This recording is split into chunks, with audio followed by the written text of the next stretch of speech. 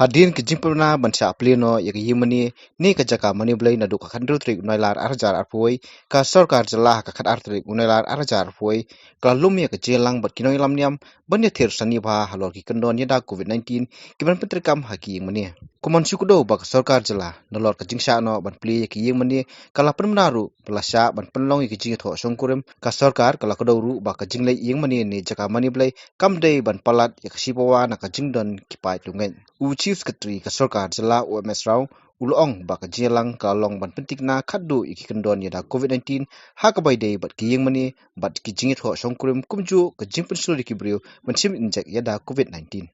No, this meeting was to discuss and finalize the SOP for opening religious places, SOP for weddings,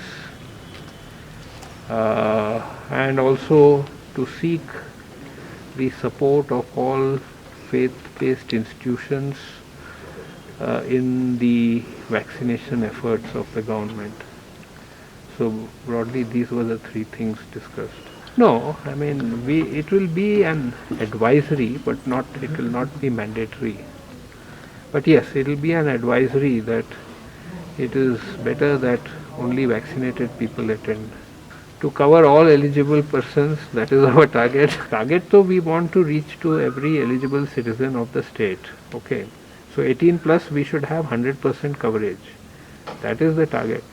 But one of the inputs we got is that to have a better reach in our publicity efforts also, it is better to open places of religious worship in a limited way, because that will enable, see, our input is most of them, I would say 90% plus, they are all in favor of vaccination.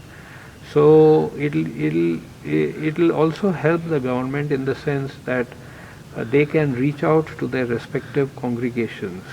See, today because the places are closed, they are also finding it difficult because online medium has its limitations.